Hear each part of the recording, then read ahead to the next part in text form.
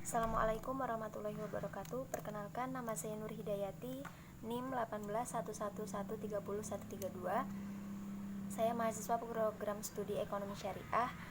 Untuk memenuhi tugas akhir akuntansi keuangan syariah yang dibimbing oleh Bapak Rizky Haryadi, di sini saya akan menjelaskan tentang materi akuntansi mudharabah. Baik, sebelum saya menjelaskan tentang apa saja yang ada di dalam akuntansi mudharabah, syarat-syarat serta perhitungan akuntansi mudharabah, saya akan menjelaskan dulu pengertian akuntansi mudharabah.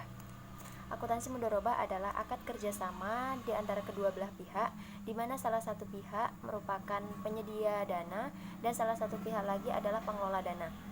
Serta ketika mendapat keuntungan tersebut dibagi sesuai dengan kesepakatan bersama. Dan ketika terdapat kerugian berupa finansial, maka kerugian tersebut ditanggung oleh pemilik dana.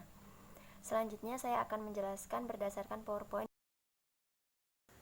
Nah, pada slide pertama itu ada pengertian akuntansi mudharabah seperti yang saya jelaskan tadi. Kita lanjut ke slide kedua. Baik, di halaman 2 ini terdapat klarifikasi mudharabah berdasarkan PSAK atau Peraturan Standar Akuntansi Keuangan 05. Ini merupakan kitab suci akuntansi dan sangat penting supaya membuat persamaan persepsi tentang definisi akuntansi. Contohnya misalnya aset. Nah, menurut PSAK, aset adalah semua kekayaan yang dimiliki seseorang atau perusahaan baik berwujud maupun tidak berwujud yang berharga atau bernilai dan mendatangkan manfaat bagi seorang atau perusahaan. Nah, ketika PSAK memberikan pengertian seperti itu, maka ini menjadi patokan dan semua orang akan memiliki pengertian yang sama tentang aset yang berdasarkan pada PSAK. Nah, pada slide ketiga ini ada prinsip pembagian hasil usaha. Ada 2 poin. Yang pertama prinsip bagi laba atau profit sharing. Yang kedua prinsip bagi laba atau laba bruto atau bisa disebut juga sebagai gross profit. Nah, dalam transaksi syariah itu ada yang namanya nisbah atau bagi hasil. Biasanya prinsipnya yang sama seperti saya sebutkan tadi, yaitu prinsip bagi laba atau profit sharing dan prinsip bagi hasil atau laba bruto. Keduanya ini memiliki perbedaan. Kalau laba bersih itu sudah benar-benar laba yang akhir. Nah, tapi kalau laba bruto itu biasanya baru dikurangi penjualan, dikurang beban pokok penjualan, belum dikurangi pajak, beban sewa, operasi, dan lain-lain.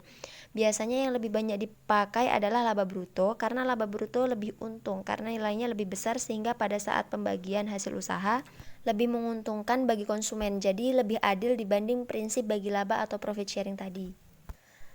Lanjut di halaman 4, teknis perhitungan dan penjurnalan transaksi mudharabah.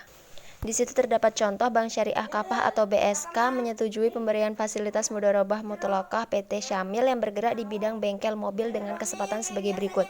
Jadi yang dipakai dalam transaksi itu adalah mudharabah mutlaqah, di mana Bank Syariah tidak menentukan harus ikut bisnis apa. Jadi PT Syamil tidak ditentukan harus ikut bisnis apa. Nah, pada ilustrasi di sini PT Syamil ini bergerak di bidang bengkel mobil dengan kesepakatan sebagai berikut. Di situ terdapat plafon 500 juta, objek bagi hasil atau laba kotor, nisbah 80% PT Syamil, 20% BSK, jangka waktu 10 bulan, jatuh tempo 1 April 2020, biaya administrasinya 5 juta dibayar saat akad ditandatangani. Perlunasan pengambilan pokok di akhir periode, keterangan modal dari BSK diberikan secara tunai tanggal 10 Juni 2019, pelaporan dan pembayaran bagi hasil oleh nasabah dilakukan setiap tanggal 10 mulai bulan September. Bank Syariah Kafah harus membuat 2 jurnal. Jadi kita langsung lihat saja jurnalnya. Pada saat penandatanganan akad tanggal 1 Juni 2019, jurnal yang pertama adalah pos lawan kewajiban komitmen administrasi pembiayaan, dan yang kedua kewajiban komitmen administrasi pembiayaan. Intinya adalah BSK punya kewajiban 500 juta untuk diberikan kepada PT Syamil. Nah, kewajibannya bertambah, pos lawannya ada di debit.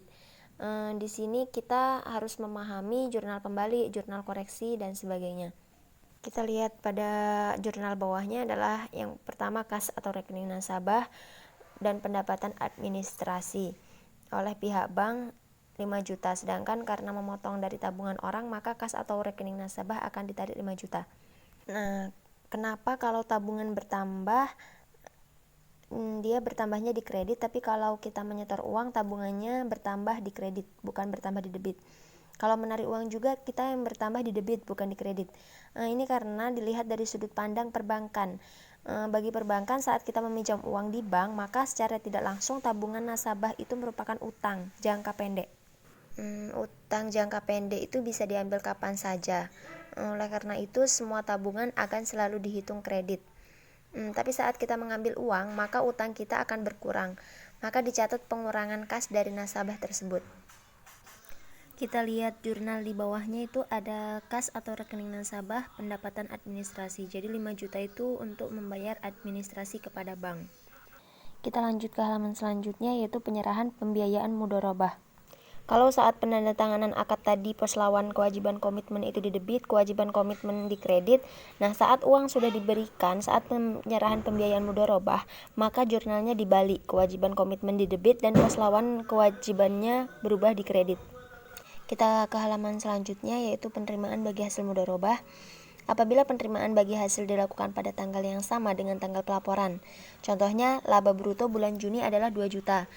Nisbah bagi hasil bank syariah adalah 20%, pelaporan pada tanggal 10 Juli. Nah, kita buat jurnalnya. Jadi kalau laba bruto bulan Juni dan kita bayar atau laporkan pada tanggal 10 Juli, maka akan dihitung tunai.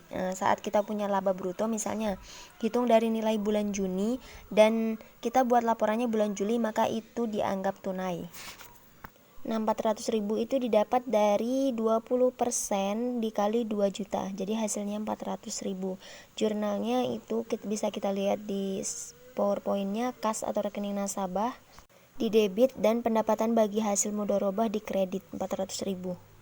Nah, di halaman selanjutnya ini apabila penerimaan bagi hasil dilakukan pada tanggal yang berbeda dengan tanggal pelaporan. Contohnya laba bruto bulan Juni adalah 2 juta, nisbah bagi hasil bank syariah adalah 20% dan bagi hasil pada tanggal 10 Agustus. Nah, di situ terdapat selisih 2 bulan dari Juni sampai Agustus. Kita lihat langsung jurnalnya, kas rekening nasabah di debit, pendapatan bagi hasil mudharabah di kredit. Lanjut ke halaman selanjutnya, ada penerimaan bagi hasil mudharabah bagi hasil pada tanggal 10 Agustus. Langsung ke jurnalnya, kas atau rekening nasabah di debit 400.000, piutang pendapatan bagi hasil mudharabah 400.000 di kredit. Jadi piutang pendapatan berkurang, rekening nasabah dipotong 400.000. Selanjutnya pada saat berakhir, itu apabila nasabah mampu mengembalikan modal mudharabah. Nah, pada saat mereka mampu mengembalikan, maka nasabah akan diambil uangnya 500.000. Tapi kalau misalnya dia tidak bisa mengembalikan, maka dianggap sebagai piutang mudharabah jatuh tempo. Selanjutnya adalah pembiayaan mudharabah dengan menggunakan aset non-kas. Jadi pembiayaan mudharabah itu dapat berupa menggunakan aset non-kas atau kas. Dan kalau misalnya yang menggunakan aset non-kas itu bisa berupa peralatan yang dibutuhkan. Kita baca soalnya, nilai wajar aset non-kas sama dengan nilai tercatatnya. Contoh, pada saat 10 Agustus, BSK memiliki peralatan pompa bensin dengan nilai bukunya 100 juta, harga perolehan 110 juta, dan akumulasi penyusutan 10 juta, kemudian diserahkan kepada PT Syamil dan dihargai dengan 100 juta. Jadi kalau nilai wajar dan nilai bukunya sama, jurnalnya kita bisa lihat pembiayaan mudharabah nilai wajar 100 juta dan akumulasi penyusutan 10 juta, aset non-kas atau harga perolehan 110 juta di kredit. Nah, di slide selanjutnya kita membahas kalau aset non-kasnya lebih tinggi dari nilai tercatatnya. Kita baca contohnya, pada tanggal 10 Agustus BSK memiliki peralatan pompa bensin dengan nilai buku 100 juta, harga perolehan 110 juta dan akumulasi penyusutan 10 juta, kemudian diserahkan kepada PT Syamil dan dihargai dengan nilai 105 juta. Kita langsung buat jurnalnya. Yang pertama, pembiayaan mudharabah nilai wajar di debit 105 juta, akumulasi penyusutan 10 juta, aset non-kas atau harga perolehan 110 juta dan keuntungan tangguhan 5 juta. Keuntungan tangguhan merupakan selisih dari harga buku 105 juta dikurang 100 juta. Jadi keuntungan tangguhannya 5 juta. Nah, di slide selanjutnya ini aset non-kas lebih rendah dari nilai tercatatnya. Intinya kalau lebih rendah berarti kita rugi. Kita baca soalnya. Pada tanggal 10 Agustus, BSK memiliki peralatan pompa bensin dengan nilai buku 100 juta, harga perolehan 110 juta, dan akumulasi penyusutan 10 juta, kemudian diserahkan kepada PT Syamil dan dihargai dengan nilai 95 juta. Kita lihat jurnalnya. Yang pertama, pembiayaan mudharabah nilai wajar di debit 95 juta, akumulasi penyusutan 10 juta di debit. Nah, ini ada kerugiannya karena dia lebih rendah daripada nilai wajarnya. Jadi kerugian 5 juta, aset non kas atau harga perolehan di kredit 110 juta. Nah, di slide selanjutnya kita membuat jurnal kerugian usaha mudharabah.